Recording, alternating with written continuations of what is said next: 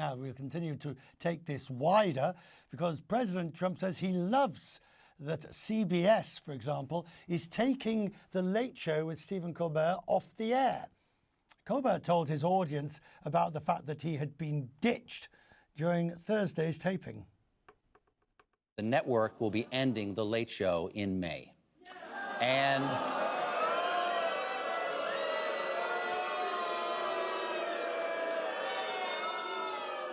yeah, I share your feelings. It's not just the end of our show, but it's the end of The Late Show on CBS. I'm not being replaced.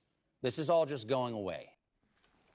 Donald Trump, who's fodder for all late-night hosts, posted that Colbert was fired, saying his talent was even less than his rating. And I absolutely love that Colbert got fired.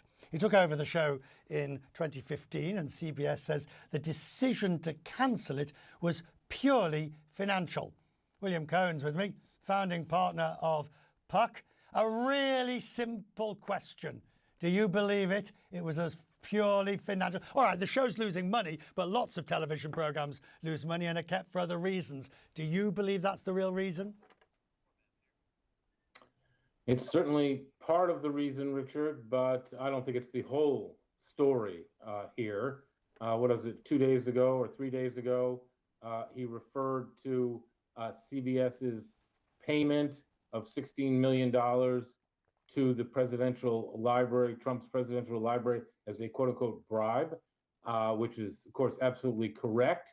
But, you know, is it a coincidence that 3 days later, the network announces that his show is canceled, while they're also trying very hard and desperately to get Trump's FCC to approve the recapitalization of the company with the Ellisons, who happen to be Trump's dear friends? I don't think it's a coincidence, Richard.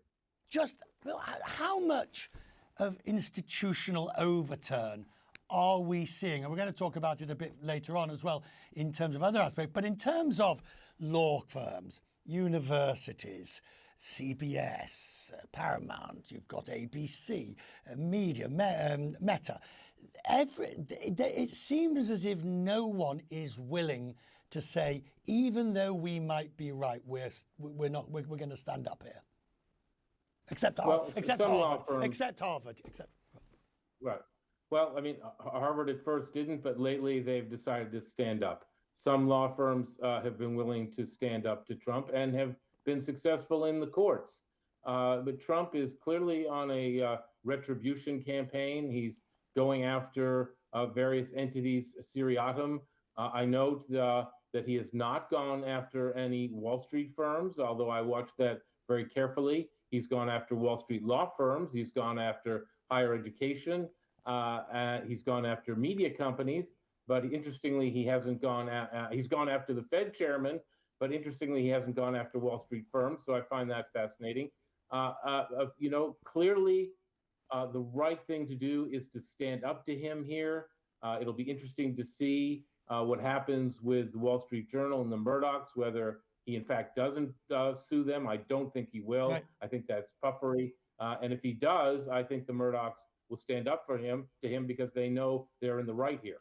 Do you think people like Jamie Dimon, to some extent, are not quite I use the word untouchable, but I mean when during the week, when Jamie Dimon actually comes out and says, don't F the Fed, don't mess around with the Fed, don't do anything with the Fed, you will live to regret it. And he doesn't attack back in that sense. Do you think that there are some in Wall Street people like Dimon that have that latitude? Well, I think that Trump realizes that Wall Street is essential to what he's trying to accomplish with the American economy. It's essential to every president and every economy around the world. So, you know, unlike law firms where there are hundreds of law firms, there really aren't that many leading banks and investment banks that are in control and powerful in the financial markets. And so he has to be very, very careful about doing anything that might upset that calculus. So he's laid off that. So Jamie Dimon, in a sense, he will listen to Jamie Dimon. You know, there's an argument to be made that all this stuff with the Fed chairman and Jay Powell is just a head fake, so we don't pay attention to the shiny object over there called Epstein or whatever it happens to be, and that he's just trying to be distracting because he knows he can't fire the Fed chairman, even if he would like to. Except for fraud, which of course is an entirely different, lot of marble has gone into the fraud. Anyway, that's a subject for you and I to talk about on another day. Have a lovely weekend. Good to see you. Thank you, sir. Thank you, Richard.